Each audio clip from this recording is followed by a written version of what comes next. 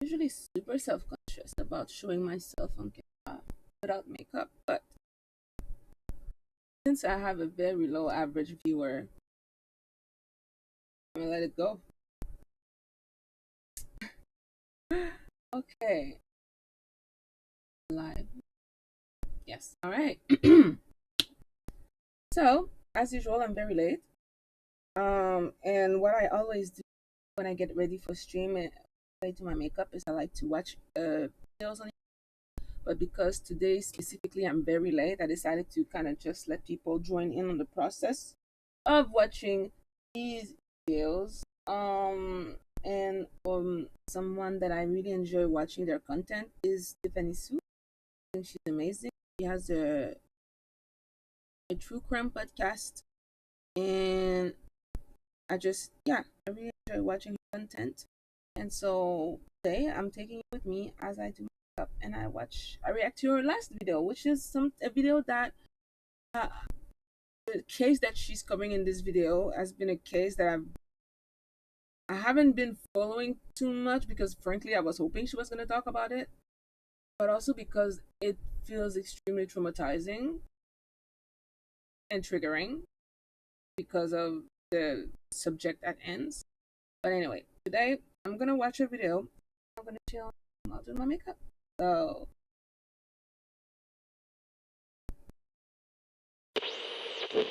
Bada bing, bada boo. Dominique doesn't know it yet, but his wife is about to divorce him. They have been married for 50 years. They have 3 children together. They have 6, almost 7 grandchildren together. They're in their 60s, but Giselle, his wife, is about to divorce him. It's never an easy thing to tell your partner that you've been arrested. For what? There's these 2 girls at the supermarket. Well, the officer says there's 3 girls. There might have been a phone placed underneath their skirts as they bent down to grab items from the bottom shelf. The phone might have also been on camera mode and perhaps recording. He has been arrested for filming illegal secret upskirt videos of strangers at the supermarket. This 60-year-old man, he's crying, trying to explain to his wife that it must be the old age. It must be madness. I mean, maybe it's dementia. There's no way that this is really him. He's never done anything like this for the past 50 years, so why would he start now? He's trying to explain this whole thing. It's just silly. Giselle is almost kind of relieved. Maybe it's all some sort of big misunderstanding. Perhaps he was recording something with his phone. He dropped it, and then a woman happened to walk over it, and in this moment of temporary madness, he just picked up his phone, saved the video. when you love someone, the justification you're willing to give to sort things out. Come on now. On the way, he does not seem anxious or stressed. This is all one big misunderstanding. I mean, surely. Why is she going to police station? Like, she found out about the video? Yes, so she needs to go to the police station because they just need to do some paperwork now. The police calling him. Yes, it's not a big deal. It's just a big misunderstanding. She's going as moral support. I mean, they're all gonna figure this out. She waits in the waiting room. He gets taken into an interrogation room. After an hour, Giselle is asked to come into a room, and the officers have a few questions for her. For me? Madam, what are the adjectives that characterize your husband's personality? Well, my husband is caring. This is exactly what she says. A very, very caring person, always ready to help. He's very much appreciated by those around him. We met when we were both 18 years old and shortly got married after that. And you would say that after all these years, you and your husband are still quite close? Well, yes, of course we experienced our lows, but we've always managed to overcome them. Do you have any friends in the area? Are you inviting them over often? Oh my Yes, god. of course we have friends. We invite them over for lunch, sometimes dinner. We lead just very normal lives. The line of questioning is definitely getting a little bit odd, but it just keeps getting weirder. Madam Giselle, do you take naps often? How often do you take these naps? How often do you wake up in the mornings and you feel a little groggy? Do you always wake up feeling fresh every morning? How often are you and your husband intimate? Are you guys swingers? That is so At crazy this point, to Giselle be asked responds, all oh of that. my gosh, no. I wouldn't stand the hands of another person on me. I need emotion when I connect with someone. I am a married woman. I'm not a swinger. The officer looks at her kind of compassionately. He pulls out this thick folder of files. The images I'm about to show you will not be pleasing to look at. She's so confused. What images are you talking about? From the supermarket? She takes out her glasses, puts them on. In the very first photo she's shown, she sees a picture of herself. She's laying on her stomach on the bed, completely nude. On her stomach? Unconscious. There is a stranger standing nude behind her. She does not know this man. Then another photo, another strange man that she does not know, and she does not remember these photos. Another man, a new strange man, each a different stranger, but she doesn't remember any of this. How could she not remember any of this? God. That's her bedside table. That's her lamp. Those are her bed sheets. That's her bed. That's her bedroom. What are these? After arresting Giselle's husband, Dominique, for filming upskirt videos in a supermarket, they searched his devices. And in a folder on a USB, the folder is called Abuses. They find nearly 20,000 digital files. Inside that folder, they found new subfolders, at least 80 of them, each with names and sexual acts. The name of each man that came to essay his wife, Giselle, had their own folder. From 2011 till 2020, for almost 10 years, Giselle did not know that her own husband of 50 years was drugging her so that she could be essayed by strange men from the internet. Bruh. All these cases of men arranging the rape of their wife and shit, like,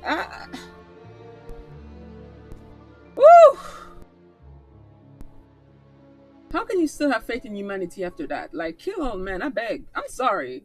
We would like to thank today's sponsors who have made it possible for Rotten Like your husband, the Nomi Network. the man of your life. This international nonprofit provides life-changing opportunities, connections to safer employment, life skills, and resources for survivors of sexual abuse and exploitation. This episode's partnerships have also made it possible to support Rotten Mango's growing team. We'd also like to thank you guys for your continued support as we work on our mission to be worthy advocates. As always, full show notes are available at rottenmangopodcast.com. This is currently an ongoing case. The trial is still taking place and it's presumed to be concluded in December of this year. Most of the in-depth information on the case is in French. There is a book written by the daughter using her pen name, Caroline Darien. It's titled, "And I Stopped Calling You Papa." I couldn't find an English translation of this book. Probably because it just came out. I mean, holy wait. What's the book? We would like to thank today's sponsors who have made it possible for employment, life skills, and resources for the advocates.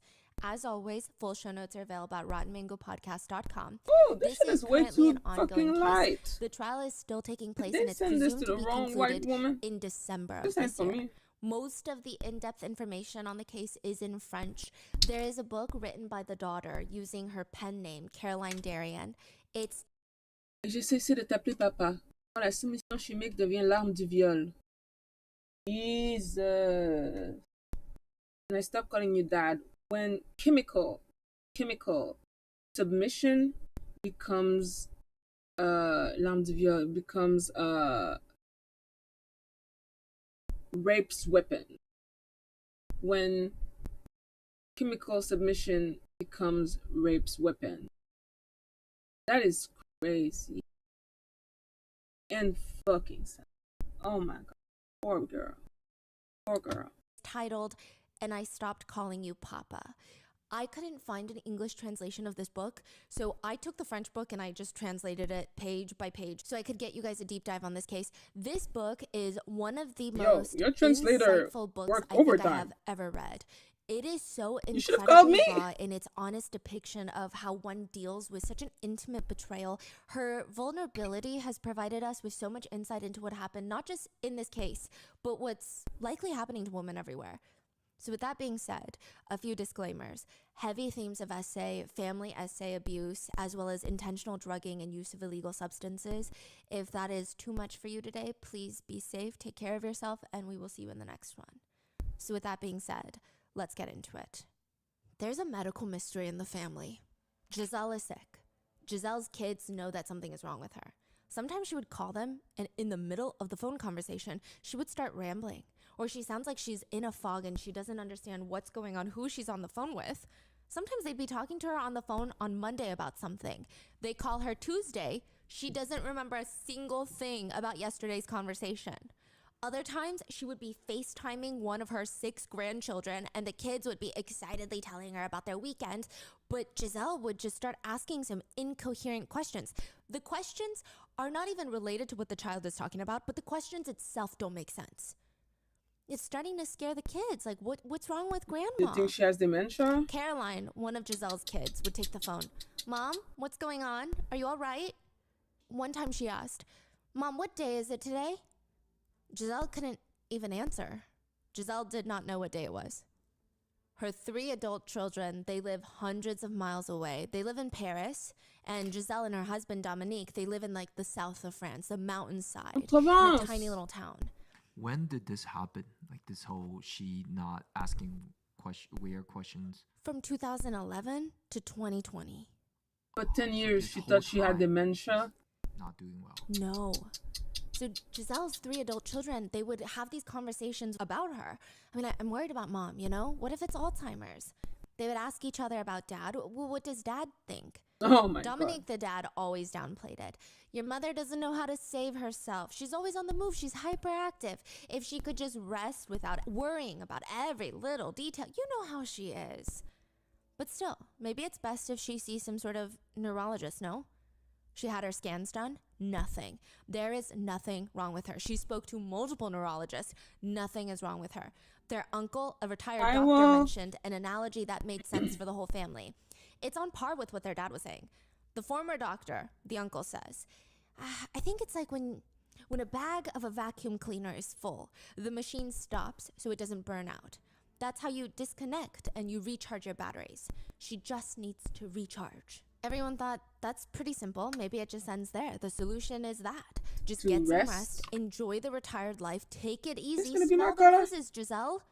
But in the next 8 years, for most of Giselle's 60s, it just only gets worse.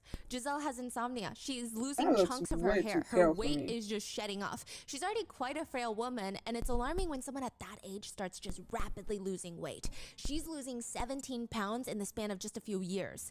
She's scared that she's going to suffer some sort of stroke. That's to the point where Giselle, she stops driving. If she has a stroke on the road, God forbid she hits someone, she hurts herself. There are times that she remembers starting the evening, having dinner with a bunch of their friends that came over, and then nothing. It's just a blank after that. She doesn't know when they left. She doesn't know what happened during the dinner. She doesn't know how she got to bed. She just wakes up the next morning, not a single memory. It's not getting better. At one point, one of the adult children, the youngest son, he comes over to visit for the weekend with his kids. Go say hi to grandma. Go say hi to grandma, Giselle, and grandpa. The truth is, he likely came over to make sure his mom was okay. But it's not okay. They're all sat at the dinner table, getting ready to eat, and after a few minutes, a phone starts ringing. This is almost like a trigger or something. Giselle goes to grab it, but her elbow almost gives out. She's scrambling, almost falling onto the table. She's sitting. It's like in slow motion. It's not a moment of genuine clumsiness. It looks like she's drunk, where the body moves slowly. She can't catch herself. It's like her body is suddenly drained of all its energy and she just deflates like a rag doll. He later tells his siblings, it's like she was under hypnosis. So strange. Just motionless, limp. She had this blank stare all night. She wouldn't respond to us. Dad had to take her to bed. It's not until 2019 that Giselle goes to see yet another neurologist. He tells her, melatonin. Take some melatonin to go to sleep. What? Yeah, that's it. That's his solution. Throughout the years, Giselle had severe gynecological problems, and even those are all brushed off. Too much stress, they told her. Just calm down. How can it's impacting your whole system. On one occasion, Giselle was so frustrated that, as a joke, she told her husband, Dominique, you must be drugging me. Because, I mean, normally I have excellent memory. This doesn't make sense. She was completely joking, and he just breaks down into tears. You really think that I could do something like that to you? Oh my God. It's a joke, but she can see how it offends him. I mean, wow, Dominique the gaslighting. Is his wife's side. That One is might think crazy. that it's a promise that he made in the vows. Even in their aging days, he's gonna take care of her. That's what he said. But he also did it with so much love. He would always calm his kids down, reassure them, you just know how mom is. Unbelievable. She just needs a good night's rest and she'll be back on her feet, worrying about the garden, worrying about this, worrying about that, obsessing over the details. You know how she is. He took her to every doctor's appointment. He would hold her hand. He tried to think of all the reasons that this might be happening to her. I mean, what else was he supposed to say or do? That he was the He could never reason? tell the Of course, doctors no. it had something to do with the lorazepam that he would crush up and mix into her dinners at night before he invited special guests over. Dominique would post online about the few rules that he has. 1. No cologne, no fragrances, no smoking or tobacco. 2. Upon entering, you must wash your hands thoroughly in hot water or warm them up next to a heater. 3. By the time you leave the kitchen before heading upstairs, you must be fully nude. Leave all your clothes on the front porch. 4. Park near the school and walk in the dark to not wake up the neighbors. 5. Your cell phone must be left in your car. Why such specific rules? It's not random or specific for the sole purpose of being arbitrary. There is a reason behind every single one of these rules. 1. No fragrances. He said his wife is a light sleeper, doesn't want to wake his wife up with unfamiliar scents. 2, you must wash your hands in hot water. He can't risk having cold hands touch his wife. She might wake up from the sudden change in temperature. Oh my God. 3, taking off clothes in the kitchen. That way, if his wife moves around or is about to wake up, the R-worders can hide without having to worry about picking up after their socks, their clothing, their little underwear left behind. Oh my God, he planned 4, everything. obviously, he can't park outside in the driveway in case the neighbors see and they ask Giselle about it the next morning. And the phone's got to be left in the car in case it vibrates or rings and wakes people up in the house. Because how do you explain that you've just invited over strange men from the online forum to come and essay your wife? Dominique would post pictures of his wife Giselle, all nude or in very skimpy sexual lingerie and in very suggestive poses. In each and every single picture, she is completely unconscious. In each posting, he would even offer to show videos of previous strangers essaying his wife to help get that initial arousal started. Oh my So God. the guy's face are in there too, right? Yes. Wow. He's posting on a forum called Without Them Knowing. It's part of a bigger website where the chat messages are immediately erased after a few hours. It's a very controversial website to begin with. I think this website alone has been the topic of about 20,000 investigations in France. It has been since shut down. At one point, the site was linked to investigations into pedophilic activity. Yeah, I'm not surprised. Without them knowing. Online. But on this particular forum, on this website, the Without Them Knowing, it was active in 2020. Some members would come onto the forum to post photos and videos of their partners without their consent. Most of them were alarmingly young. Other times, members would come together to talk about performing sexual acts on their unknowing, non-consensual partners, and most of the time, their partners have been drugged. That's where Dominique is posting about his wife. He did not ask for any sort of payment. This wasn't some sort of one-for-one situation either, crime for a crime. All Dominique demanded from them was that he be allowed to film the whole crime, the whole thing. Once these men would sneak into his marital home, Dominique would meticulously film each of the essay incidents. Some of them lasted 5 to 6 hours.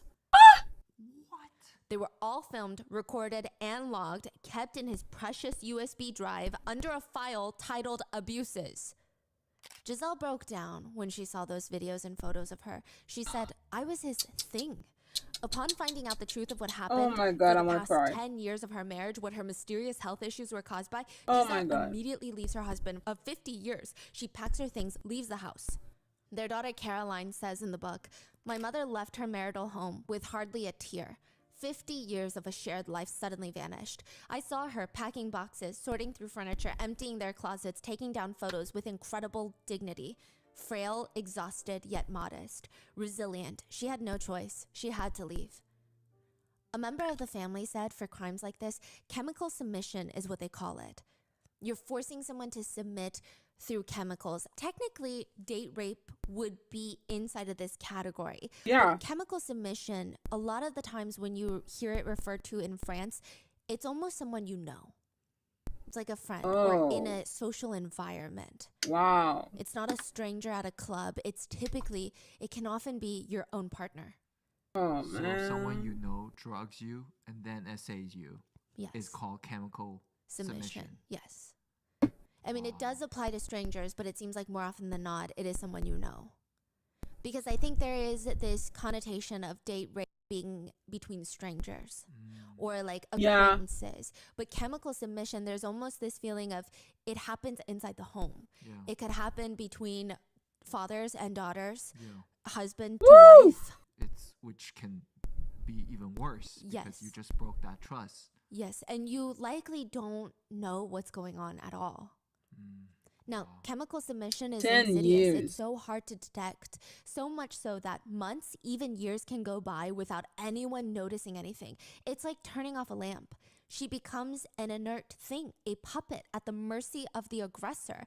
There is this illusion that the victim will feel nothing, that she will have forgotten everything upon waking up, but that is not true. The victim does not forget everything. Even if they were drugged and don't remember, their body and their unconscious states bear the scars of brutality. Giselle's daughter said, "My father offered his wife to the first person who came along without even demanding protected. Sometimes he even forbade the wearing of condoms." Giselle would soon get a call of very bad news afterwards. One of the perpetrators was HIV positive. He had come to essay her 6 separate times. She Without went to the condoms. hospital afterwards, and her test results for HIV came back Positive? negative.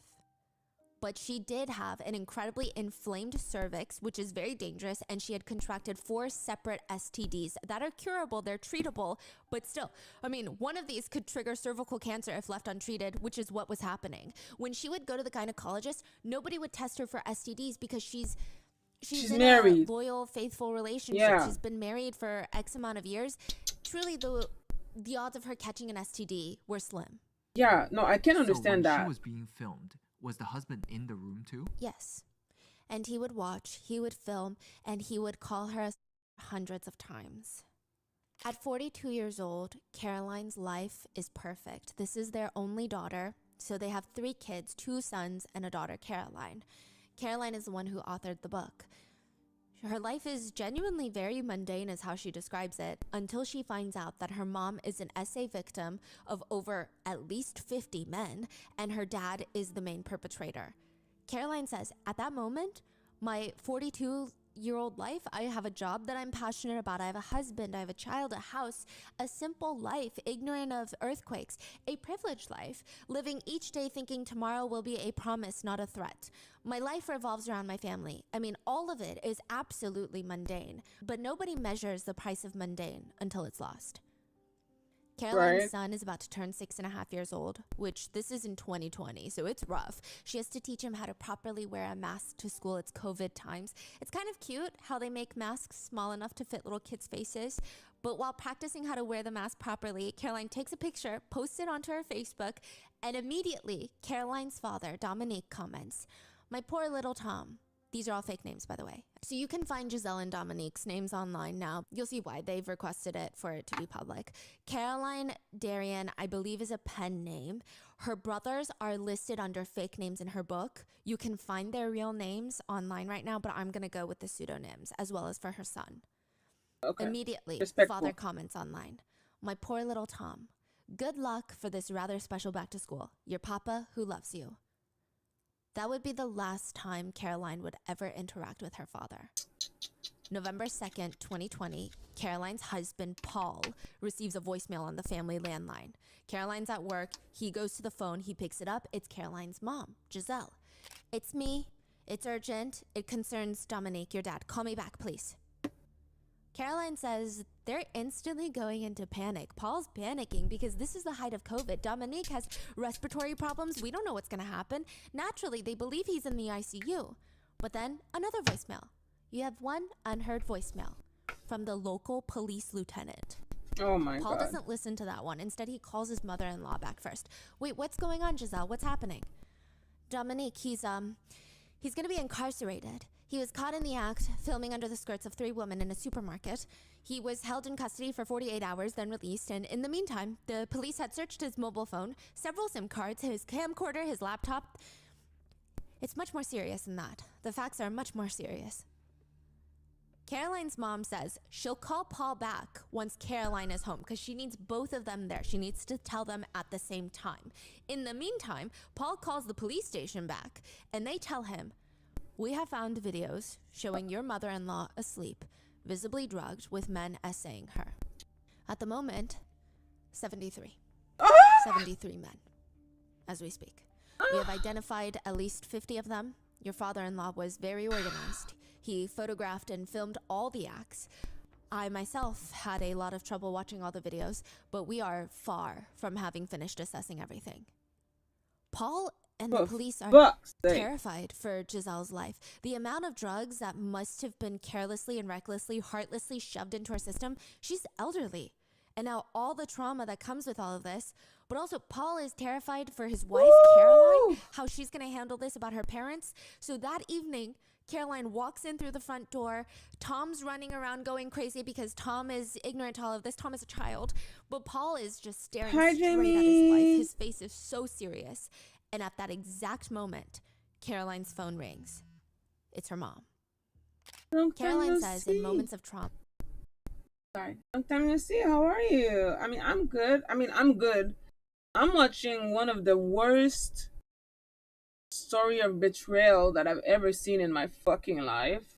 So obviously it's not like happy. But other than that, I'm good. Just like chilling. Yeah, I don't know if you know her channel.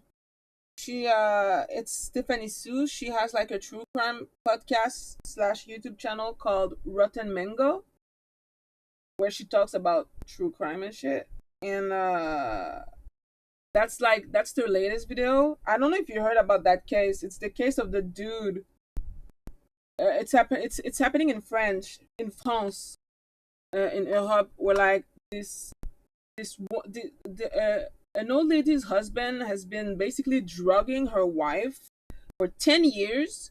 And for 10 years, while her wife was drugged, he would invite people over to rape her. And that's crazy. That's crazy. So I'm listening to basically like Tiffany talking about it because, yeah. That's absolute like basically right now she's kind of talking about like when the news broke up about it, and like the police officer were basically telling the daughter like, so far we have found 73 different men in those videos. Bro 70. Oh, I can't even, like, it's just there's so much thing to unpack in this entire story. It's too much. 73 different men. One of them was HIV positive, by the way, and the husband would forbid these men to use protection when they would rape his wife. Like, when she found all of that out, she got tested for STDs, and she tested negative for HIV, which is, she's very lucky. Nah, strike that. She's not lucky at all because this shit still happened. But at least she didn't have HIV, but she had 4 different STD that she had to be treated for. Like, crazy shit. It's the fact that it's for 10 years, bro. For 10 years, this woman would have like episode of where she would be super lost and confused, and this for 10 years her children thought that she was just like slowly developing dementia, and for 10 years her husband would just like gaslight her saying like, oh, you're just tired. Meanwhile, this whole time she was just reacting to the insane amount of drug that her husband was giving her. Woo! A traumatic shock in particular, people often remember just one detail. Sometimes it's a smell or a noise or some sort of sensation, something tiny that becomes enormous. Straight at his wife. His face is so serious. And at that exact moment, Caroline's phone rings. It's her mom. Caroline says in moments of trauma, a traumatic shock in particular, people often remember just one detail. Sometimes it's a smell or a noise or some sort of sensation, something tiny that becomes enormous that they will remember forever. Yeah. In that moment, Caroline remembers looking past Paul and staring at the oven, and in white blocky numbers, it reads 8:25. 8:25 p.m. It's ingrained in her brain. She said 8:25 p.m. I would be living the last seconds of a normal life. Damn. The rest are a blur. In the book, Caroline details hearing her mom's voice shakingly telling her, your father invited men to the house when I was unconscious in our room. I saw several pictures of me asleep, lying on my stomach and on my bed with different men each time, all strangers. Giselle stated that Caroline made a whelping noise akin to an animal being wounded. Her daughter just made this noise. It was like a howl. Giselle tells her daughter about being in the police station where the officers asked her to ID one of the videos, but the photos were already too unbearable to look at, let alone a video. She said, I thought my heart was going to stop beating. He told me, sorry, ma'am, but what your husband has done is monstrous. I'm so sorry. Caroline can't help but think about her mom, and she writes, she had become his object, his toy, his thing, and we did not know how to protect her. Because you didn't know. Caroline's brothers are alerted. All three of them, they rush to meet up with Giselle and take her away from this small little mountain town. Together, they go to the police station, and the siblings are old. They're all adults. And they're informed, your father has been drugging your mother regularly for at least 8 years to essay her. He filmed her and posted some images on the internet. Since September 2013, he has invited out at least 53 individuals to abuse your unconscious mother. He posted photos of her to bait them and shared his fantasies. He did not request financial compensation. Caroline said she found that more perverted, more perverse. She said, my father has always had many problems, but he did not do business with my mother. That means he was acting then purely for his own pleasure. Caroline said she had to know. She asked the detective sitting there, and she's like, I don't even know if I want to know the answer to this. Did my father show any remorse for my mother, for his children, his grandchildren, for betraying his whole family like this? No. What? Your father simply thanked us for taking the weight off his shoulders. Bruh. Caroline and her siblings, they leave the police station. They're fuming. But right when they get to their parents' house, because Dominique is already detained at this point, so he's not there. They're trying to help Giselle pack her things, trying to leave. Caroline gets a call from the police officers. Hello? They tell her that she needs to come back to the police station. Well, surely it can wait till tomorrow. No, it cannot. And she remembers checking the clock. 5:25 p.m. The kitchen microwave was singed into her brain, and she knew that this was an omen. This can't be good. It only gets worse when she arrives at the police station with her little brother, Julian, fake name. They won't let her brother come into the room with her. He has to wait outside. She sits down in this interrogation room practically, and the officers show her these giant computer monitors with big blue folders, and the officer is oddly calm. He tells her, there is nothing that you cannot overcome in this life. Bro. Yeah. She's like, what are you talking about? She's about to find something You out. just need to know if you recognize yourself in any of these photos.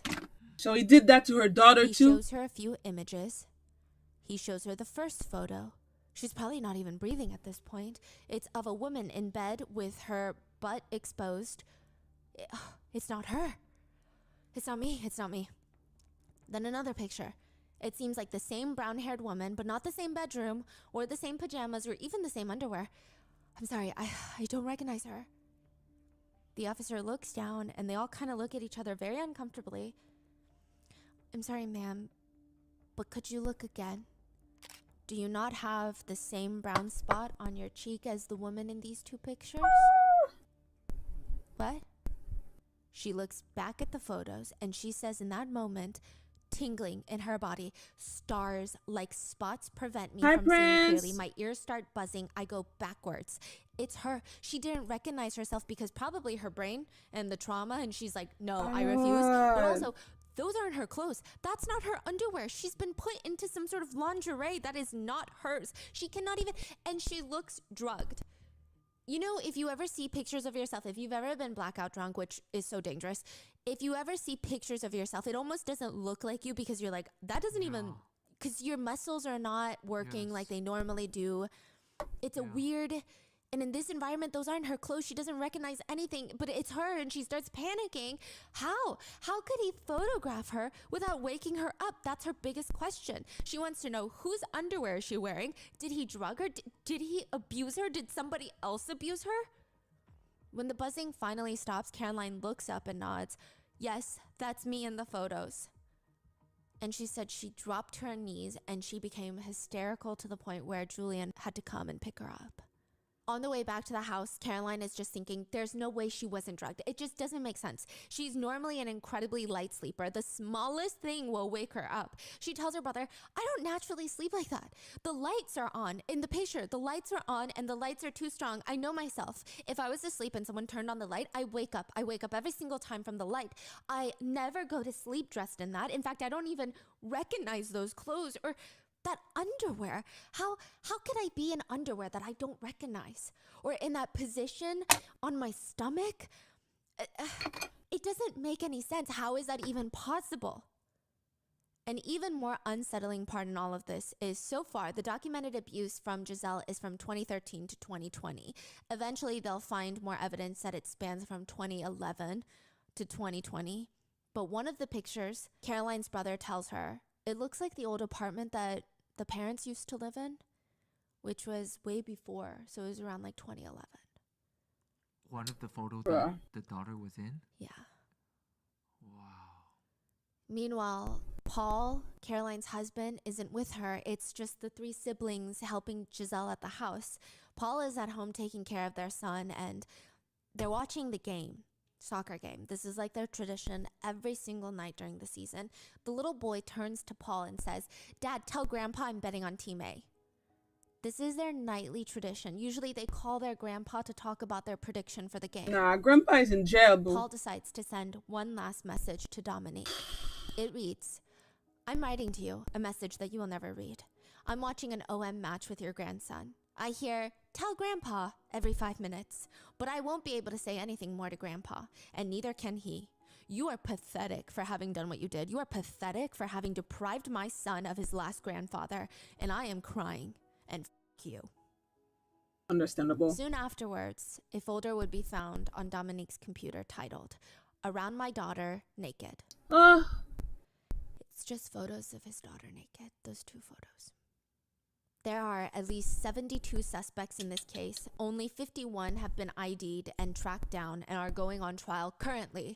Their ages range from 26 years old to 73 years old. Bruh. They seem so ordinary, these perpetrators. They have regular jobs. One is a firefighter. There's an IT worker from a bank, a prison guard, a nurse, journalists, soldiers, carpenters, truck drivers, which, side note, the firefighter is said to have essayed Giselle wearing parts of his firefighter uniform. So it seems like it was agreed upon, like he wanted to wear parts of his uniform because it would help with his fantasy. These people were described in France as Mr. Everybody. That's the terminology they use, meaning that they could be anybody. It could be everybody. Many of them are fathers to very young children. Most of them are married in relationships. Others are single. Some of them are grandparents. One of them only lives a few blocks away within walking distance of Giselle and Dominique's house. He even visited, pretending to check out bicycle wheels for sale that never existed. Giselle remembers meeting him. He was nice, she thought. Oh She my would see God. him around at the bakery, always polite. She never knew that he was coming around to essay her whenever he felt like it. Most of them are facing 20 years in jail for aggravated assault if they're convicted. A few of them What have do you been mean, if? accused of abuse by others too, and a few of them are accused of coming back as many as 6 times to assault Giselle. And 5 of them, while their electronics were searched, they found CP on their computers. Giselle does not remember or cannot identify a single one of them except that neighbor. A few of them tried to argue that they had no idea that Giselle was not consenting. Others flat out denied it was essay. One of them straight up said, it's fine. It's his wife. He does what he likes with her. Another That's attorney not how this representing the works. perpetrator states, well, this relations did in fact That's take place, literally but it's not how part of this a works. game between the husband and wife, Dominique and Giselle. My client was invited to take part in it. He was not aware that Giselle was drugged or under any sort of medications, which Giselle's attorneys have stated is very vile to even say out loud. They say it's been very difficult. It is unbearable for Giselle to hear people say that they thought she was pretending to be asleep and they were convinced it was consensual. She had no idea what was being inflicted on her. She has no memory of these essays that she suffered for the past 10 years. The firefighter insists he didn't know that Giselle was not consenting. He thought she was just so shy, she was pretending to be asleep.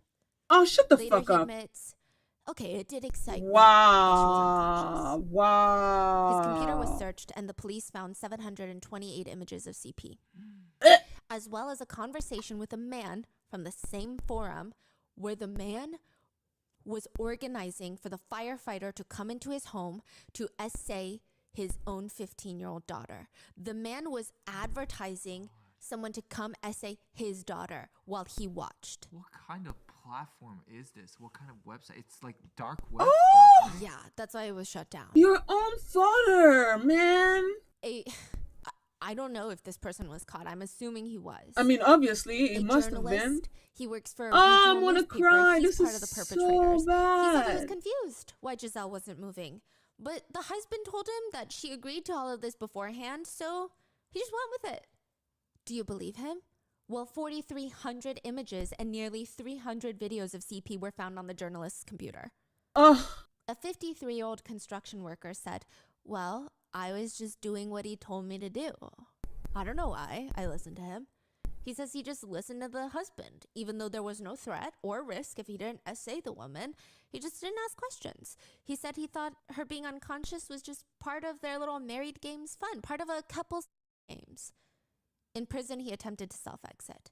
Which, side note, I'm sure we're going to get more of their names confirmed later on during the trial. I've seen some sources of names, but I cannot be 1,000% certain that these are the correct names associated with the exact crimes. So I don't want to say my their God, names the yet for the 15 risk of years them not old. being accurate. Ah! I'm hoping by December, when the trial is Fucking set to conclude, Christ. we will have a full list of names, all of their crimes, as well as their sentencing. But it's not because I'm trying to give them privacy.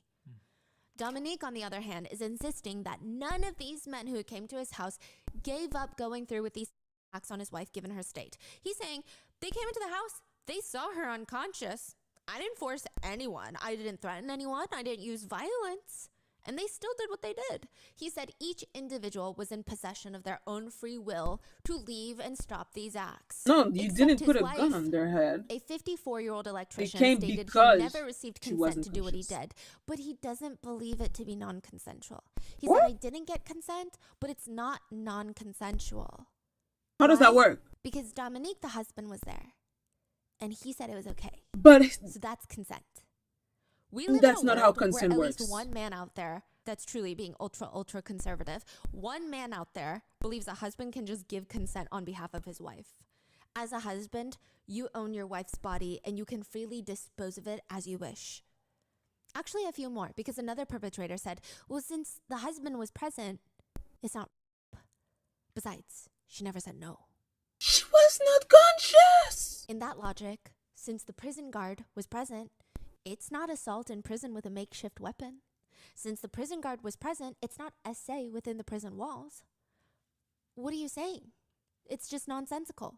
A 66-year-old perpetrator agreed, saying, if it was essay, it was unintentionally essay. Oh, shut the fuck up. He said he didn't feel remorse because at the end of the day, he didn't go there with the intention of essaying someone. So he doesn't feel bad because he's not a bad person, because he didn't go there with bad ideas. It was unintentional. Still not how this works. Another one states that he didn't know that she was unconscious because she was lying face down. Also, they say that she was consenting and just pretending to be asleep. Yet in most of the footage, they're all whispering. They're actively doing everything to try and not wake her up. In one video, another man is heard essaying Giselle and saying, it's crazy, she doesn't wake up. To which Dominique is heard responding, I've been like this for years. Wow. This is the crazy part. So a lot of the documented abuse is also Dominique drugging and essaying his wife. Another man argued it's not his fault that he essayed Exactly, Giselle. Prince. It was during COVID. It has to be verbal. It was lockdowns. He's in a long... And it's not it doesn't have to just be verbal. It has to be like, you know, when you really, really want to make sure that it's consensual, you always have to make sure that the consent is given safely. Like, because some guy, they will basically like corner a woman, you know, like let's say we're in a room and like you block the door and you're like, do you want to have sex with me? It's like you're blocking my way out. Like I don't even feel like I actually have a choice. Do you know what I mean? Like some guy, they only ask about consent because they feel like as long as she says yes, then she can't say anything about it. But you can't coerce someone into consent. If she doesn't feel safe enough to say no, she's gonna say yes, not because she wants to, but because she's afraid for her life or her safety. She's afraid that if she says no, you're gonna make things worse. You know what I mean? Like consent is like, it's just you should, a woman or anybody, doesn't matter the gender, should like always feel safe to say no. And that's the most important thing. But the thing is, if the person can't even look you in the eyes and open their mouth to say something, then automatically there's no consent there. The person can't, the person is not even conscious. That's insane. Like these people are just trying to justify rape, but that's not how this works. Yeah. Crazy. And it's not just, these are grown men. Like every single one of them were past the time where their brain was done developing. The youngest was 26. Your brain has been done developing since you're 25, and technically you've had like, you've been able to vote since you're 18, motherfucker. You've been able to drive since you're 16. You are a grown man. You're an adult. You're an adult. And most of them are married or have children of their own. It's just like, no wonder they call them Mr. Anybody. It really, a teacher, a nurse, a firefighter, like it's just. And then men are tired, are like crying because they can't get a woman. As a single woman, I'm about to be 30. I'm like, can you imagine if I find like a husband or a wife and my partner of fucking 50 years or 40 or whatever, like my life partner is secretly selling me while I'm sleeping because he drugged me. Like, you are supposed to be the love of my life and you turn me into a fucking blow up doll. The lack of respect, the betrayal, it's disgust, and without protection, like,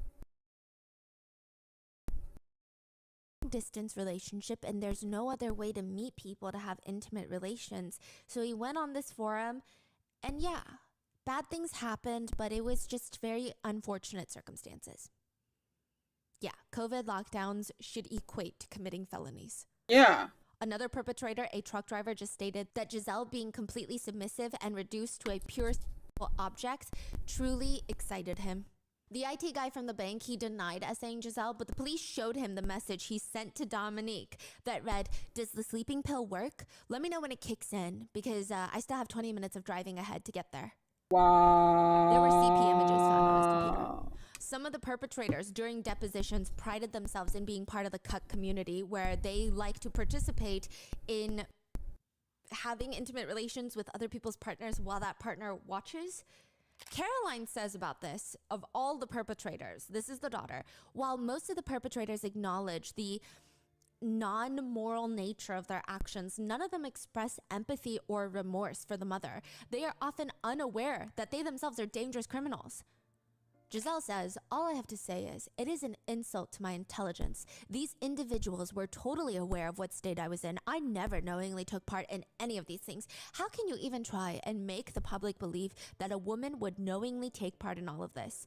To those who deny it was SA, I say to them, for once in your life, take responsibility for your acts.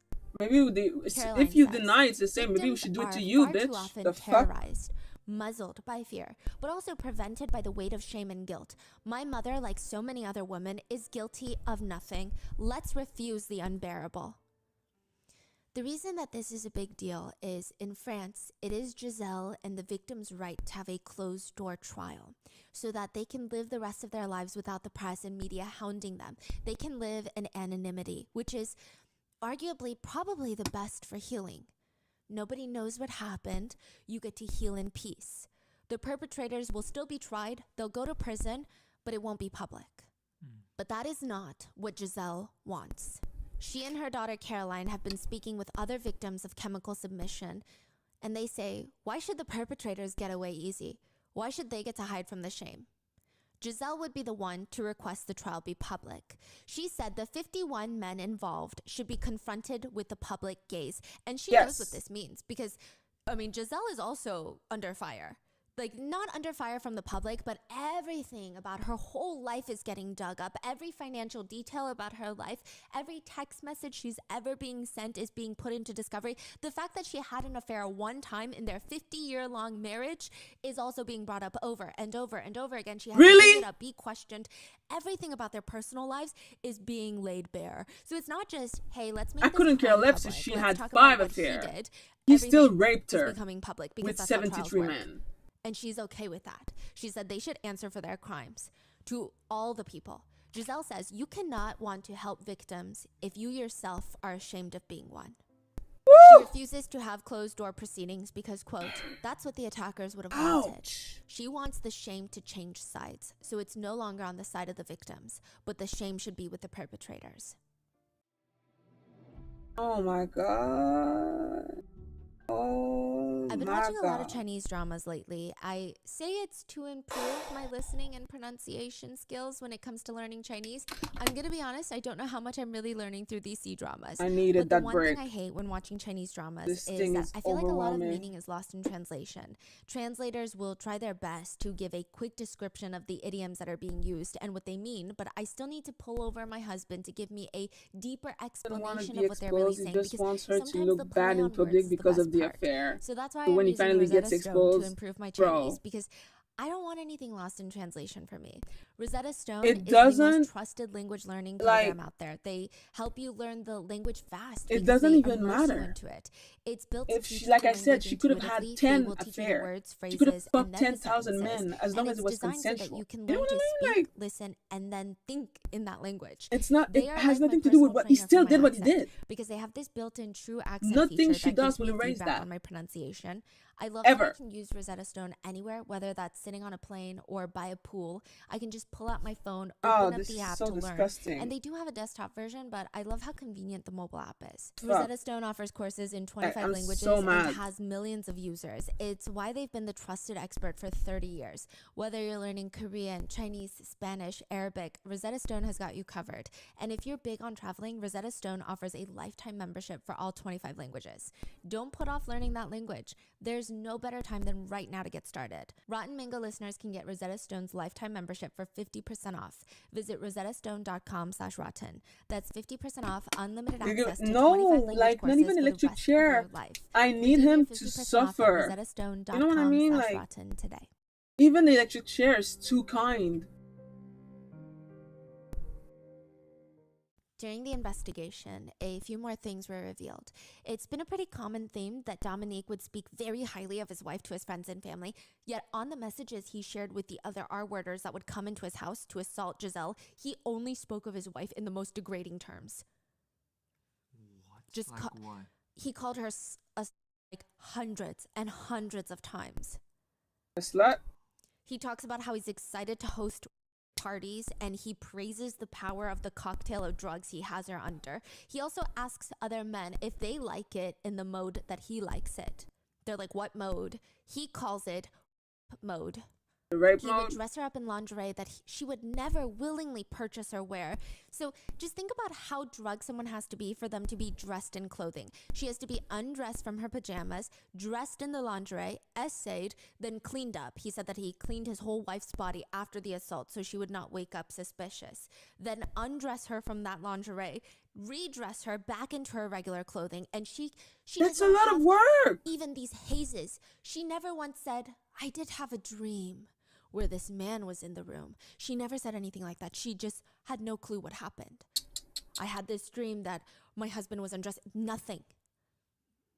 This sounds like a surgical level of being sedated. I mean, perhaps an exaggeration, but still, for her to not have even a slight recollection of events or even a slight suspicion, I wouldn't be surprised if the amount of drugs she was given was damaging her brain on a consistent basis. Yes. One expert comments on the case, her state was likely closer to a coma than to sleep. He even teaches others to drug their partners. He mentions, if your wife smokes, it can alter the effects of the dosage, so take that What, into he became a whole consideration. chemist? Like a little helpful hint from your neighborly friend. Another helpful hint, it's better when mixed with a little alcohol. If you read the back of lorazepam or Ambien, you should never mix it with alcohol. It's so dangerous for your body. But he's encouraging it because it works stronger. I mean, there's clearly a sense of pride when he gets his wife into a coma-like state. He would even post, "Last time I didn't force myself enough on the dosage, but now I did, so we're good to go." Meaning he upped the dosage. He would also send these hand-drawn sketches, maps of where to park their car at the park, how to walk on foot to their house without triggering any motion cameras or anything of neighbors. Remember how he never asked for financial compensation or a trade-off for the crimes that were committed on Giselle? He did indeed, though, go to other people's homes. Dominique was not just the one inviting R-worders over. He was also an R-worder.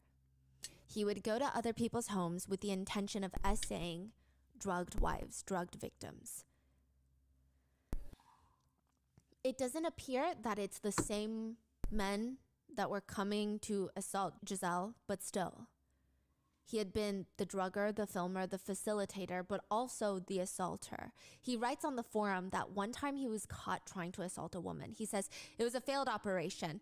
That night, he walked into the bedroom and the victim had clearly suspected her husband. She did not drink whatever he had put in her glass. She poured it down the sink. She pretended to be asleep to see what the was going on before turning on the light. She heard rustling, she heard whispering, she heard someone coming in. She whips on the light. Dominique is in the room trying to pull off his pants. And he writes on the forum, "I was like a rabbit trapped in the headlights of a car. Damn, I thought I was done for. I was pulling down my pants. Boom, lights turn on. She's standing up next to the bed." The rest of the post goes on to scold the host husband for his lack of vigilance. Wow. He says he screwed up the entire plan. He could have ruined this all, is how he puts it. And then what happened? He just left? He just left. That's it? Will these women ever get justice? Do they know what's happening? Because I don't think this is the only woman that Dominique went and essayed. or Clearly that not. They had a whole offered fucking up network. on these websites or forums by their fuck? husbands. How could you marry someone Caroline and do says, this to how many them? victims have been my father exactly? The question is dizzying. Other new findings include there is an occasion where Dominique had taken Giselle to visit their daughter Caroline at her house in Paris. On the drive back home, Giselle does not remember a single thing. This is in the middle of the day. They're road tripping back home, morning time. The whole thing is worrisome for the whole family because she's calling her kids like, "I don't remember a single thing from that drive." It's been reported that Dominique drugged his wife so he could have her be essayed at the truck rest stops on the highway. Giselle does not remember a thing past leaving Caroline's house and getting back home, but she never sleeps in cars. I'm also like this, like when you are someone who doesn't sleep in cars, even if you're on a road trip, maybe 30 minutes, she slept for 8 hours. She said the whole time. That's she not doesn't normal, remember. She and that's must have coming been from asleep someone who because she doesn't sleeps in remember a cars. single thing. Nah. And the kids are like, this doesn't make sense. He would also tie his wife to the bed during some occasions. There were other occasions, like once when Caroline and her family went on a vacation, Dominique and Giselle came over to house sit. The authorities found videos of Giselle being unconscious and essayed by a 34-year-old man in Caroline's house, in his daughter's house. The assault lasted several hours. Oh my God. When Caroline was shown screenshots of the video to verify that it was her house, she said, how could he commit these acts of just barbarianism in my home, in my privacy? How are we going to be able to live normally in this house after all of this? But the authorities tell her that's not all. They found a few more photographs. And it's Giselle unconscious, dressed in black lingerie in Caroline's bedroom of her vacation home. They asked Caroline if they could stay in her vacation home, and even there, he was inviting strangers over. He's disgusting. That specific assault in the So vacation foul. home lasted more than 5 hours. Caroline says, knowing strangers have entered my home to abuse my mother is unbearable. I feel like vomiting. Dominique in general has had some very odd responses to questions during this whole investigation. He has excuses for everything. At one point, he told the investigators he only started drugging his wife because he wanted her to dress in these lingerie clothes and stuff, and she would have never agreed to it because she's so modest. So he started drugging her just so he could see his beautiful wife in these clothings. And then eventually that led to him inviting others to participate. He doesn't appear to be mentally ill, even though that is like a mentally ill sentence to state, but court documents state that he described feeling the, quote, need to be all powerful over the female body. Okay. He is heard calling his wife hundreds of times in the videos while she's being essayed by strangers. He refers to his wife as a... He then later tells the judge he meant that as a compliment. Oh, shut the He meant fuck that up. as a compliment. And in front of the judge, he only refers to his wife as a saint. The love of my life. She Oh, was a yeah? saint. Oh, yeah? Which is fascinating because he was just calling her hundreds of times in the crime videos. He states Giselle was his first love, the only love of his whole life. He really, really loves her. Yet, folders on his computer are titled, Her Abuses. Dominique was asked if he was attracted to his daughter, to which he responds, he does not remember having those photos of his daughter nude in his possession, even though he must have drugged her and fully put her into lingerie and then taken those pictures. He states, yes, she is my daughter, but that doesn't mean anything to me. And you can see that in addition, she is way too young compared to what I'm usually into. She's not my type at all. I never touched my daughter. Then how the fuck did Which you is explain a the photo? very weird What the fuck are you response. talking about, dude? Caroline said hearing those words, she felt, quote, an unquenchable rage.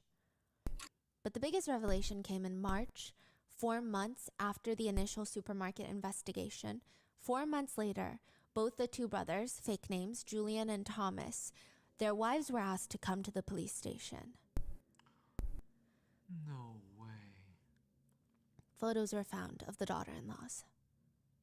When he would visit, it doesn't appear that they were drugged.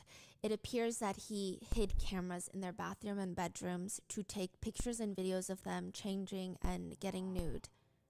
He would hide cameras in his bathroom whenever they came to visit and stay for the weekend.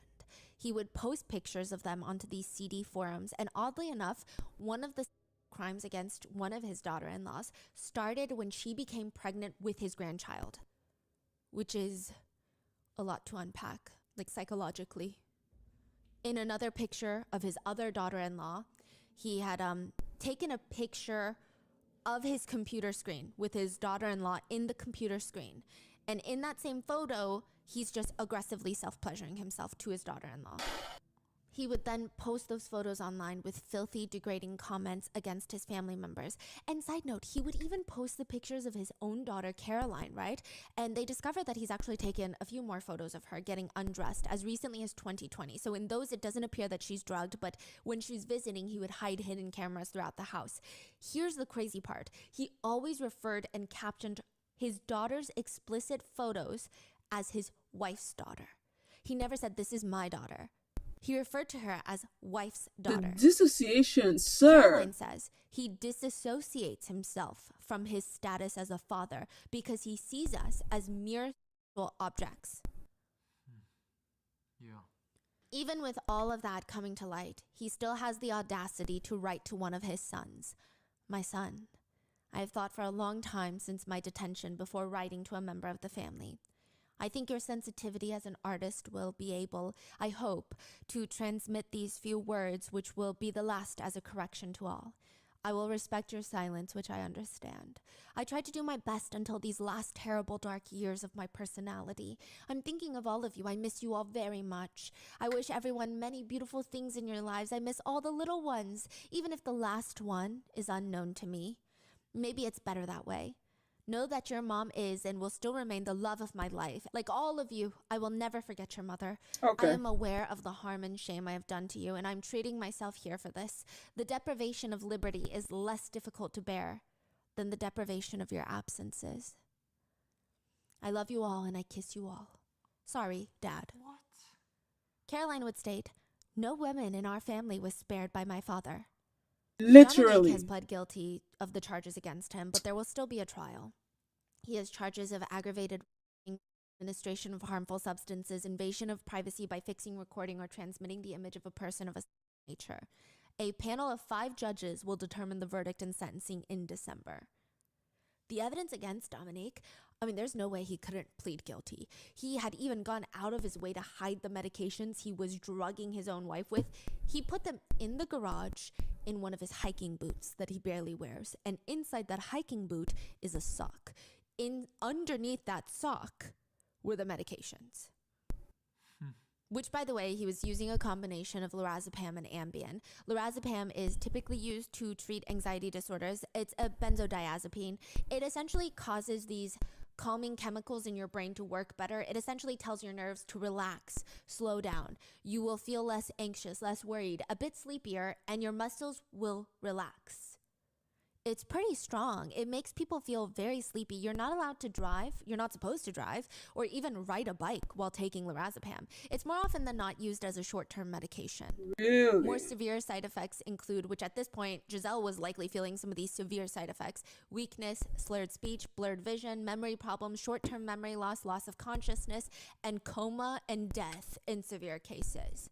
Most medical professionals will typically advise, if you experience even a little bit of any of these above symptoms, you need to seek medical attention immediately. An overdose of lorazepam is life-threatening. Side note, a lot of people think that the doctor should also be investigated because he's getting a lot of these prescribed to him. He's getting a ton of lorazepam and Ambien, 450 tablets in the space of a year, which is a lot. Additional evidence on top of that, he has all these files saved under abuses. He posted photos of his family members all over the internet with degrading comments. The evidence is seemingly never ending, and it does not appear that he's going to be finishing off this trial with the potentially last remaining ounce of dignity that he may have. He has since the start of this trial this month, taken to trying to make it seem like his wife Giselle had multiple affairs outside of their marriage. He has also tried, He's also tried to blame this on the fact that his dad was not a good man. He also alleges that he was essayed as a child when he was hospitalized at one point for a sickness that is now caused something in his brain to get messed up. Right. He is facing 20 years in prison. What? 20 years. Yeah, that's how it works in France. Yeah. 20 years. So people are upset about that. They're trying to get more. How old I is mean, He is 71 I think that's now. the maximum, A lot of probably. people wonder, how are there really no signs at all? No suspicions throughout the 50 years? Because, I think in a lot of cases, people say, they're the perfect couple, they're the perfect couple. And then you get these court documents and you're like, well, they were the perfect couple on the outside. But look at all the people next to them that saw all these signs, right? So people are unsettled about this case because it truly feels like they were the perfect couple. Like the whole family was confused as well. Were they just extra oblivious? Was it right in front of their face this whole time and they just didn't see it? Would anybody else have seen it? In the book, Caroline tries to recount any and all red flags that might have come up over the years because maybe it can help somebody else. And she says, there's really none. These are the only ones. Giselle had a falling out with one of her best friends from college. This best friend would often come over to stay with the family, but Giselle's kids knew her well. They loved her. They all like her. One day, she's just no longer part of their lives. The story that Giselle's kids heard were little bits and pieces, and there was some sort of big falling out between Giselle and her best friend, and for some reason, their dad, Dominique, was a big part of it. Giselle's best friend told her, Dominique has been trying to be inappropriate with me. while I've been staying at your house. Oh. She And told she didn't Giselle, believe her. you don't know who you live with. You don't know the man that you're sleeping with. It's time to open your eyes. Your husband is not who you think he is. Is she Oh. back her husband? There was no proof. She spoke to the friend, got her side of the story, spoke to her husband, got his side of the story. But you have to remember, she met her husband when they were 18. They got married. She met this friend in college. Yeah. They'd, at this point, had probably been together at least 20 years. Yeah. I'm not saying this is what I would do in this situation. I'm just saying a lot of people can see why she may have chosen No, to I do see more why. or It's less just, believe it's her still husband. They have heartbreaking. this whole life together, and this has never happened before. It's not like multiple friends had said this to her. Yeah. Giselle tried to question Dominique. He just denied everything. After this, her and her college best friend stopped talking for good. 20 years of friendship just destroyed. Wow. Looking back, Caroline thinks this was the beginning of her dad's insidious hold on their mother. Eventually, it just got worse. When Giselle's mysterious health problems would get worse, he told her, you can't drive, you can't go out alone. She couldn't remember things. Her husband was the only one there for her to remember, hey, honey, you got to remember to do this. You got to do this. I will go shopping. You can't go shopping. I will do this out of love because your health isn't good. You can't take care of the finances. It's too stressful. I will take care of the finances. At the time, I'm sure Giselle felt very grateful that she had someone that wasn't annoyed with her health issues, but rather wanted to shield her from the world. Instead, turns out he's drugging her and letting men assault her. Side note, when Giselle divorces him, she realizes that he wasn't just managing the finances out of love. He had taken out significant loans in her name.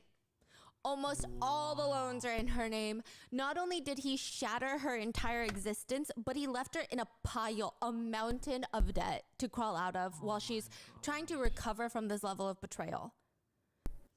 Obviously, this is not a sign of anything, but Caroline writes in her book about how her father never made her uncomfortable, but her father's father had. So Caroline's grandpa. Dominique's dad had been married for most of his life, and together with his wife, they had adopted this little girl named Lucille. So this is Dominique's adoptive sister. After Dominique's mom passes, his dad ends up marrying the adopted daughter. Oh the my one that he God. raised since she was little. Everyone As called an it in the adopted family girl? an incestuous, This is inappropriate relationship with a disgusting. vulnerable person. She's 30 years younger. She was 25 when they got married. I mean, he raised her, and now he's marrying her and is practically full on abusing her. Caroline remembers going to Grandpa's house, seeing Lucille, step-grandma. She's 25. She can hardly write. She's not even allowed to change the TV or radio station without her husband's consent. All she does all day long is run errands for him, put the laundry away, put the dishes away like a prisoner. Sometimes they would see her go out into the back garden staring off into the horizon, and she would just pick at fistfuls of her hair. She would literally rip out fistfuls of her hair as a trauma response. In this case, after her, quote, husband's death, she was hospitalized. Not from grief, but likely from the PTSD of trauma and abuse. Everyone practically disowned the grandpa at this point, including Dominique. He never confronted his father about it. He just backed away. Nobody wanted to associate with him anymore. I mean, it's weird. Caroline now thinks back and says to her father, from your father, you really took the worst. A few other red flags. There was this strange incident in 2011. The youngest brother, Julian, and his future wife were going to visit the parents. They were staying with them for the weekend. One day, Julian's future wife comes up to him and she's looking so uncomfortable, a little panicked. What's going on? She had just caught Dominique aggressively self-pleasuring, sitting behind his computer screen in his office, but the door was left wide open. I mean, he has guests over. Either he forgot, which is strange. I mean, maybe. But it's almost like he wanted someone to catch him. It's not like he was home alone. Imagine you have guests over, staying with you for the weekend. That you is leave the door. It's crazy. Weird. It's weird. Yeah. Recently, Giselle has stated that there was one incident in around 2011 where she woke up in the middle of the night to Dominique having intimate relations with her. She knows now in 2024 it was our word because she didn't consent at that point, and yeah, you still need to get consent from your significant husband. other. Yeah. She just asked, "What are you doing?" and then went back to sleep. She said in that moment she thought, I thought he had the urge to do it and we were married, so I didn't take it any further. There was Wow. another incident in 2015 when Giselle looked over and saw a text message from an unknown number pop up on Dominique's phone. The text read, "I did not receive the photos yet." She's like, "Who is that from?" He gave some sort of excuse at the time that made sense. In another instance, Dominique gave her a beer to drink, but it had this very strange green hue to it, and she was upset. She wanted to take it back to the store to let them know, "Hey, we got a bad batch. Can we get a new beer? Can we get another case of beer?" He quickly took it from her, poured it down the sink, and was like, "You're being dramatic. We don't have to do all of that." Oh my God. She didn't think anything of it. She just thought, maybe I'm being a Karen, maybe I don't need to do that. Other signs include Dominique was very bad with money, but that hardly counts as a sign.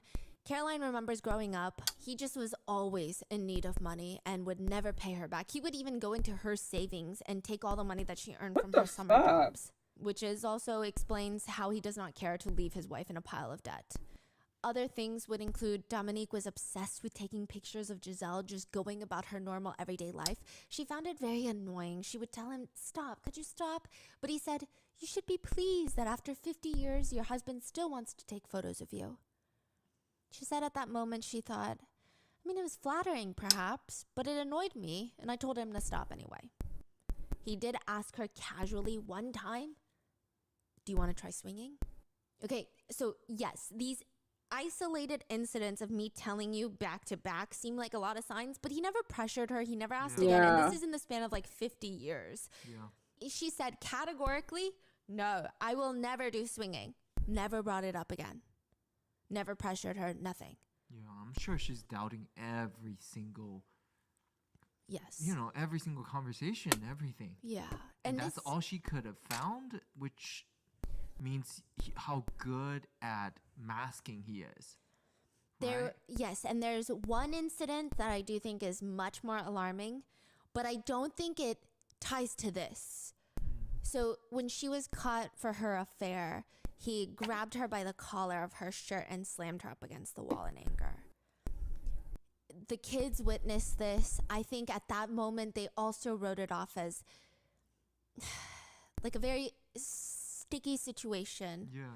She was having an affair, and Yeah.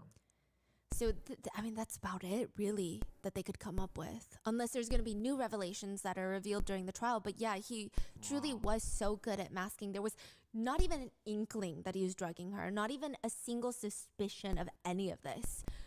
Truly, there is no way the family could have suspected anything like this going on. Caroline said, "He was the one who took me to school early in the morning to avoid me taking the bus. He never hesitated to pick me up on weekends at any time of the night. Before I passed my driver's license, he would pick me up from my friend's house. He always made sure to comfort me when I was heartbroken, or when my mother and I disagreed and got into a fight, he would take my side. The only thing he always told his kids were, 'May your journey of life be better than mine.' He said that was his only wish as a father, that their journey of life be easier and better than his." To them, it just seems like there's small things, little things here and there, but nothing that would ever make them suspect that Dominique is doing this. Maybe some things suspect, like, okay, he's not a good person. He's not good with his finances. He's a little strange. He definitely shouldn't have slammed his wife up against the wall. It did never happen again, it seems, but still not acceptable. It just, in comparison to all families out there, there's nothing so standout alarming that would make them freak out. Ultimately, their lives were so ordinary, too ordinary. Caroline says, "I think of us as happy. I thought my parents were very happy." Giselle says, "We had everything. We had a great life. I don't understand how this could have happened. We had it all. We had everything we needed to be happy." While all of this is unfolding, Giselle has filed for divorce. When she first found out about the secret tapes, the abuse, she said she had thoughts of self-exiting. She said, "I feel dirty, soiled, betrayed. It's a tsunami. I've been hit by a high-speed train." But she wants to see it through for her kids and other victims. She said almost to her husband at this point during the trial, this is during the opening days this month, "My world is falling apart. For me, everything is falling apart. Everything I have built over the years. Frankly, those videos are scenes of horror for me. I'm laying on the bed, motionless, being essayed. They treat me like a rag doll, like a garbage bag. It's barbaric. Don't talk to me about scenes. Those are scenes. There are at least 200 scenes of essay, 90 by strangers. The rest are Dominique recording himself essaying his wife while she was drugged. Some of the assaults lasted 6 hours long. And side note, she said their intimate life was very normal. They were very intimate and had good relations. There was no inkling that he kept asking her to try, quote, darker stuff. You know, there's nothing. There was no like, hey, pretend to be asleep. There was nothing. Caroline, Dominique's daughter, has stated in her book, being the child of the victim and the child of the perpetrator is a terrible burden. In an instant, my life wavered in a dizzying way. The past has been swept away, but for what future? Our family's shipwreck is like a labyrinth where for nearly 2 years, each step forward has opened a new door to more sordid revelations. I tried in vain to detect and understand the true identity of the man who raised me. Even today, I wonder how I did not see anything, not having suspected anything.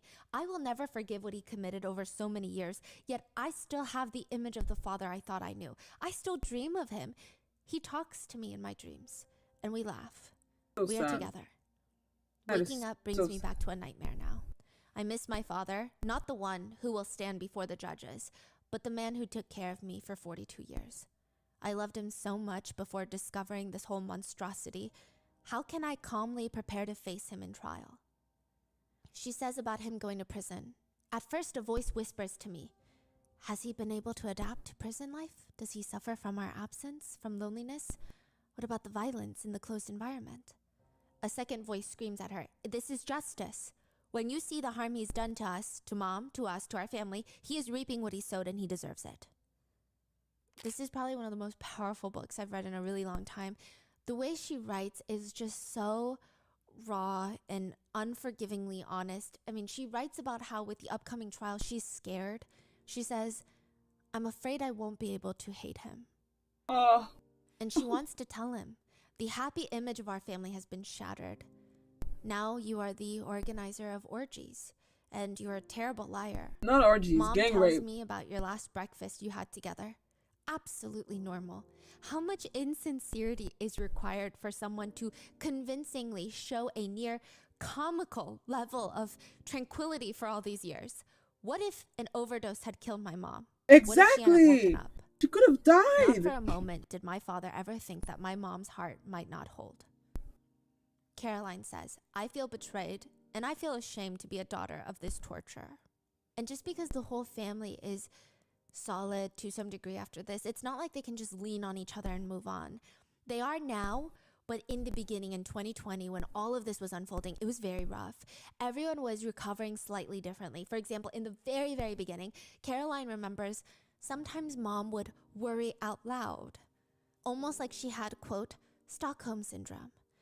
She would hear her mom almost rambling, your father is not well where he is. He's suffering, you know? I must have missed something in the last few years. I must have missed a sign. Caroline would have to walk away or hang up the phone. She almost felt betrayed by her mom in the beginning because not only does her mom know about the photos of Caroline, but she feels like she's almost siding with her dad, worrying about her dad. Why isn't she using all that energy to worry about herself or her children or her grandchildren who are going to be without a grandfather? She says, I can't believe this. My mother watches over the comfort of the man who for 10 years. Then Caroline finds out why. Her father is barred from reaching out to his family, but he wrote this letter to a family friend to be delivered to Giselle, who Caroline refers to as his puppet. The letter reads, my friends, I know that I disappointed you, but you are my only link with the outside world because I'm not allowed to contact my family that I miss terribly. Apart from the anguish, the fear, the emptiness, the loneliness, here it is awful. I know I'm here to pay for what I've done to the love of my life, to my family, to my friends, but it's too late. I don't know where I'm going and how it's going to end. I come to you in the name of the past friendships because I need you to pick up some things for me to drop off at the entrance of the prison. My light brown jacket, my Adidas jacket, my Nike sneakers, a big gray wool sweater, and a belt without a big buckle. If you still have a little friendship for me, I ask you to be indulgent. aka send money to my commissary. I'm in jail for a long time and I'm asking myself so many questions about everything. What is going to become home and everything else. The worst here is the boredom. We only go out for an hour a day on walks, and there are 2 of us per cell. It's quite hard for me. I don't sleep at night. I lose weight, but that's Excuse probably me, what I what? deserve. Am I The supposed end to feel of the year sorry for without this family bitch? is Because going to I be very don't. sad for me. I hope my love will get over it. That's what I want. I love her so much. I realize it even more here now. Even though she has filed for divorce, she will remain my eternal love. She is a saint, and I have not been able to keep her. And if you can, send me mail, the addresses of my 3 children. I don't remember any of them by heart. What? Yeah, he wants to write to his kids. No. To Giselle and to one of Caroline's brothers, the letter ignited a tiny bit of sympathy, which is exactly what Dominique would have wanted. For Caroline and her older brother, they found the letter even more pathetic, so it caused briefly a rift. Yeah.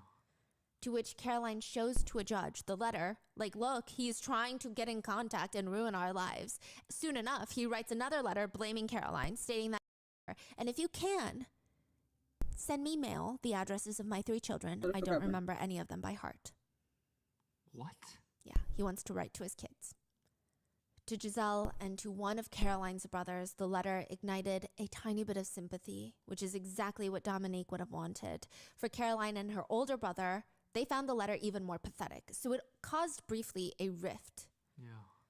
To which Caroline shows to a judge the letter, like, look, he's trying to get in contact and ruin our lives. Soon enough, he writes another letter blaming Caroline, stating that because of her, everyone in prison knows what he's in there for. He writes, I'm going to be lynched in here. It's unforgiving. It's urgent. And nothing of value will be lost. At least I will try to hold out for as long as I can. I'm not looking for pity, just a little comfort. Life is too hard here, especially with Caroline's Comfort? anger. Caroline would finally write to him. 3 months of incarceration and already 4 fallacious letters. You always knew what you were doing and still do to this day. The only difference is I know who you are now. We all know. I ask you from now on to stop your manipulation. I will go to the end of this. We will go all the way, because to me, you no longer exist and you never will. There were a lot of frustrating times where Caroline and her mom's grief just did not line up. While Caroline wanted to rewrite all of her past memories with the truth, it seems like her mom just wanted to leave the past in the past as good memories. She would tell her daughter, you forget that he was not always the devil you describe. He has done so much for you, but also for your brothers. I was happy with him. I loved him so much, and I feel so bad for the mom, though. So she's like, I just want to remember those as good times, and this is a separate life now. Eventually, Caroline will come to understand her mom.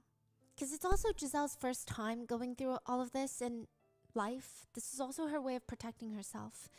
She writes, my mom can't accept reality, to admit that my father dangerously and deliberately manipulated her to degrade her, because if she recognizes her husband's true nature, she would collapse on the spot. Everyone looks at her and says she's a strong woman, but inside she's a pile of ruins. Giselle says everything inside needs to be rebuilt. During all of this, before the trial, Thomas, the eldest son, welcomed another child to the family. He texted a picture to the family group chat of his new baby boy with the text message, welcome to the world, our son. We have lost a large oak tree on which we like to rest. Dominique. But we have gained a new young shoot, like a seed, that we will have to protect. And raise right, so he doesn't become like that. Our family history has at least revealed a social phenomenon that is still largely underestimated in France. Chemical submission is in the interfamily and social sphere. It is much more widespread than we think. We all know about date rapes, but can we imagine being chemically drugged and abused by a loved one with medication straight out of the family's medicine cabinet? According to France's Drug Security Authority, 42% of, quote, credible reports of date drug usage in 2021 happened in the private sphere. So not at bars, not at clubs. It was between people who already knew each other. The effect of what chemical submission does to a family, I mean, it's pretty clear. Caroline says about her dad, I had peace, you annihilated it. Many French netizens are calling for this trial to help raise awareness of abuse of chemical submission within families. And it's not just within families, it's within the whole social sphere. Many women in France have said the idea of an R-worder is still very much, in France, the creepy man in the alleyway. Yeah. But in reality, it can very often be someone you know, more Can likely be the than teacher, not. It's someone you the interact fireman. with. For example, a senator in France, 2023, Recently, a senator in France, Joel, allegedly drugged lawmaker Sandrine by allegedly slipping ecstasy into her champagne at his house for like a work function with the intention of essaying her. This is just weird. He kept insisting that they toast champagne several times, and she's like, why is he so adamant? She takes the champagne. It's unusually sweet. When she finally drank it, she starts feeling palpitations, sweating. Her legs start shaking. She leaves. She's like, I gotta go to the hospital. Something is not right with me. I feel like I'm gonna die. And he's following her to the courtyard. He's like trying to get her not to leave. She finally gets into the taxi, gets to the hospital, tells them everything. And she even says there was this weird thing he just kept turning on and off. Like he has a light dimmer. He keeps dimming it on and off, right? Why?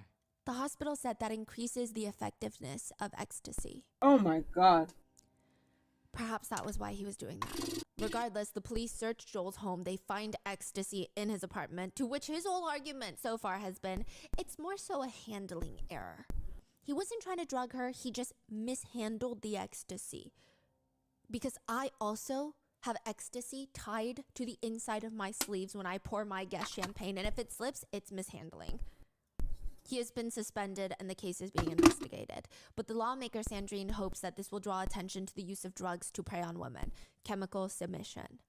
Netizens have also pointed out to this case, it just doesn't make sense that Giselle had gone to so many doctors, neurologists, gynecologists during the time that this was happening, and nobody even theorized this could have been the answer. Nobody even suggested it to her, and she was like, no, there's no way. There's not even training for doctors to pinpoint what someone suffering from something like this would look like. Many activists have also stated it's time for France to change some of its older verbiage of how they define the criminal act of R-wording. By the French law, it is defined as sexual penetration committed by violence, coercion, or surprise. Many lawmakers want to change the wording to say explicitly, it happens anytime there is not consent. Consent can be withdrawn at any moment, at any time, and consent cannot exist when someone is impaired. Exactly. One thing to note is chemical submission is not only very hard to detect, it's also very difficult to treat. In the book, Caroline writes briefly about how when all of this was happening, she started having these crazy panic attacks. I don't know if it's a translation or if the word that was used, but she would go into these states of hysteria. She was losing her mind. I mean, nobody had ever seen her like this, to the point where she is hospitalized. She goes into the mental psychiatric ward and she's in a state of extreme distress. The doctors basically prescribe her and force her to take the exact pills that she was drugged. They're like, you cannot leave until you take these anti-anxiety meds. You cannot leave until you take these sleeping medications, which is the last thing someone with this type of trauma is literally take. like, they tell her, take the pills against your will, the room. like your trauma, oh my God. or stay hospitalized. So it's just another round of the same exact type of trauma. She would have to agree to take the pills to get out, but it's very unfortunate. Now this is where it gets crazy. There's more? There are going to be potentially other trials for Dominique. He is being investigated in the essay and murder of a 23-year-old woman in 1991 and the attempted essay of a 19-year-old in 1999, where some reports state wait a minute.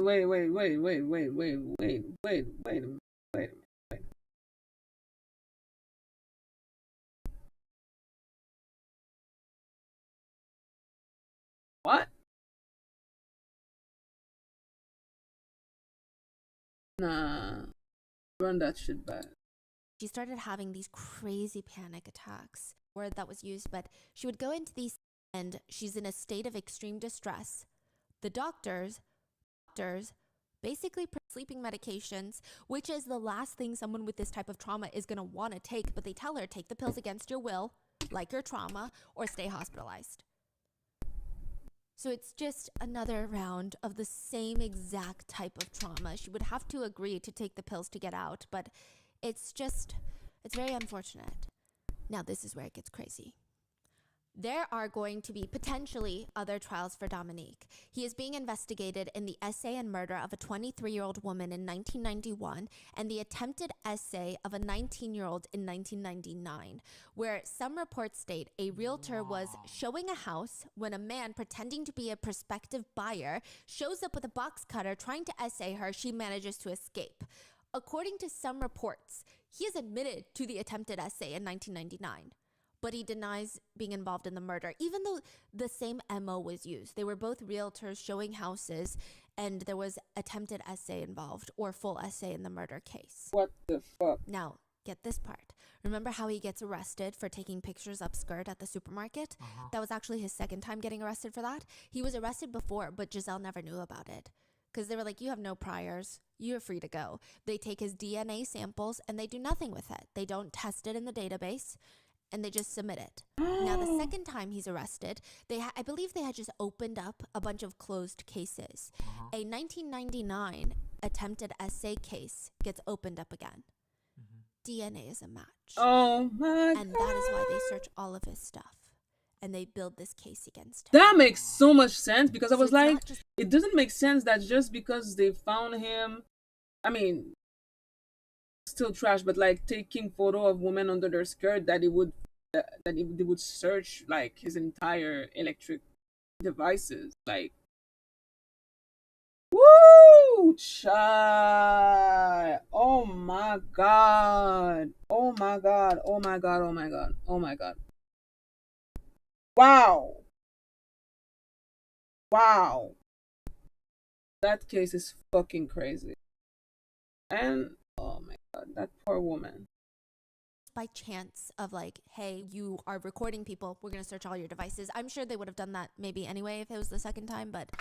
Yeah, that's what I'm saying. Like, there's no way that at 60 years old or 50 years old is when he started committing these type of crime. That's what people are saying. People are saying that he didn't start essaying his wife in 2010. That's when he started recording it. Woo! Like, there's just no way. Yeah. And the fact that he's 70, which means that he almost lived his whole life Without getting caught. Without getting exactly. And Woo! Ciao, the ciao, fact ciao, that ciao, his ciao, ciao. family did not catch on to anything. also means those 70 people or 50 people would have gotten away too. Yes. And all the other victims that they've also assaulted. And the CP files found Yes. on their The computers. pedophiles. We're talking about hundreds of people. There's so many more Like, victims that are now that- linked to that this. is all would have gone away without a trace. And some netizens are saying if he is indeed involved in the 1991 murder, he could very likely have some of the characteristics of a serial killer. The way that he's able to compartmentalize his crimes Yes. is very serial killer-esque. Yeah, It's not just a perverse man, yeah. which, I mean, is horrendous already. He needs to be thrown in jail. But it's a No, little no. more extreme than Yeah. It's scary because nobody. How could he get away? No, his like whole that's life some without Hannibal Lecter anyone level of suspecting anything? dissociation. Everybody That's liked him. terrifying. Yeah. They said he was a pleasant guy. He was even asked, what would have happened if that, in the 1999 case of the attempted essay where your DNA was found, what would have happened if she hadn't escaped? I don't know. You were well on your way of essaying her. I can't tell you. Later, he would tell the judge that he, quote, I had no intentions of essaying her. I just intended to immobilize her, perhaps just to look at her. At least as of right now, there's no firm answer on whether or not he will be tried for those crimes. Additionally, the police identified another woman who was essayed by Dominique at least a dozen times between 2015 and 2020. It seems like this is the one that turned on the light. She was in a state of chemical submission because of her husband, and Dominique would come and essay her. But the Okay. trial might be tricky considering the victim is still in contact with her partner, with her husband, after he's been incarcerated, and she would prefer not to file a complaint against her husband nor Dominique. He may face way longer than 20 years if these go to trial as well, but since then, Dominique's nieces have been coming forward. They said, we've actually kind of had a few more signs than other people. So this is their uncle. Dominique is their uncle. They allege that when they were younger, Dominique, their uncle, would have this weird insistence on playing doctor, and he allegedly only agreed to buy them toys if they would undress. Dominique has rejected the claims. It doesn't seem like they ever told Dominique's wife or his kids, so nobody was alerted, it appears. I think they tried to rationalize it in their minds Probably, until yeah. this came forward, and I'm sure everyone around Dominique is thinking, wait, okay, did I experience anything? Dominique has since rejected the claims, and he said, it's disgusting to accuse me of this. This is too much. I will say most comments about this case are exactly what we're feeling right now. But there are some unhinged people out Of course, there. there's One always person unhinged writes, people. all 72 of them in one session, her old CUNT must be sore and overflowing. First of all, not factual. And second of all, That's not how this another works. comment reads, I think the R-worders are the ones who needed to take the drugs to commit the act. At least for me, I would need a lot of drugs to do that with a 70-year-old. Another one reads, wow, who would want to knock up a 70-year-old sleeping beauty? Another reads, if the wife had agreed to wife swapping, none of this would have happened. Yeah, because it's called Another consent, you comment dumb fuck. reads, women and men are such an unholy, unequal pairing. Imagine being married to and living under the same roof as your natural predator and biggest enemy. Such strange, barbaric, compassionless, demonic creatures. I agree. And I do think that this is a very intense comment, but for the case and for the intense feelings that a lot of people have of just being fed up, I think it's just coming from a place of frustration. Yeah. Another comment reads, it's pretty alarming that he found 70 people willing to participate in this without a single one of them turning him into the authorities. Exactly. Another comment reads, do they still have the guillotine in France? Other Unfortunately, comments about no. the doctors. She's a woman, so likely doctors told her all her health problems were because she should It's lose crazy. her weight and probably her hormones. Someone theorizes, he didn't just start this 10 years ago. He started filming 10 years ago, and that's why he's been caught. Guaranteed this has been happening for decades. Another comment just simply reads, Yeah. a bear would never do this. Others point to a small survey that was done with a small pool. I will say a very small pool, but even then it's very alarming. But that study indicated that 1 in 3 men stated they would essay a woman if they knew they could get away with it. Are we surprised by this? Caroline has said this about her mom. My mother has forged a mind of steel. It does not bend. She loves life, whether it is good or bad, and the surprises are in store for her. She resembles a medieval queen to me. Neck straight, chin high, and not a complaint. The true heroine, standing in the ruins, is her. She was drugged, damaged, and thrown to strangers. She took the time to listen to us, her children. Mom always encouraged us to go out, to move around, to see people, to take care of our lives. And at the height of elegance, we have never heard her badmouth our father to us. And she People could. say it's really hard at that age to lose your partner. So typically around that age of 70s, 80s, 90s, people lose their partner to death. Yeah. And that's why people say when you're in a relationship for that long, you pass soon after your partner, because it's just difficult. Even if you take out the emotional trauma, the mental trauma, there's a lot of learning to do. Caroline's mom, Giselle had to move to an area where she didn't know anyone. She had to learn to live on her own again, drive a car, maintain a house, manage paperwork, all the things that he had been doing. She had to relearn. She's got to meet new people while going through this trial, while trying to get rid of all this trauma. And she says, all that was left for me of 50 years of life together were 2 suitcases. I no longer have an identity. I don't know if I will ever rebuild myself. Oof. Caroline says one of her mom's favorite mottos stands out to her, and it's just continue to believe in life and the most beautiful things it has in store for you. As for her father, Caroline writes, the grave digger of families, the murderer of memories. And she says, in the heart of the carnage, my mother's hand is still in mine. This carnage, here it is. So the two of them are facing it together with the 2 brothers and their families. Caroline started an awareness campaign called Don't Put Me to Sleep to fight against drug-facilitated essays. And as for right now, the trials are currently ongoing. They are expected to reach a verdict by December 20th of this year. I mean, the verdict is kind of like That is already the current pretty case clear. of what is happening in France At right least now. to me. What are your thoughts on this case? Holy I complete. was trying to go through all of the English media news sources, and it's bad, but the book, it's so much worse than I ever imagined. And just the way that Caroline is so raw with the amount of trauma that they're going through, it just cuts very deep. What are your thoughts? Please let me know in the comments, and I will see you in the next one. Please be safe. Damn. I already saw that one. Woo, child.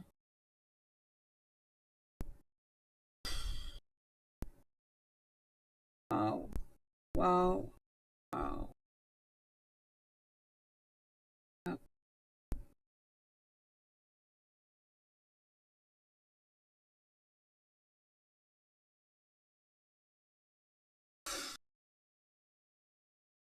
disgusting.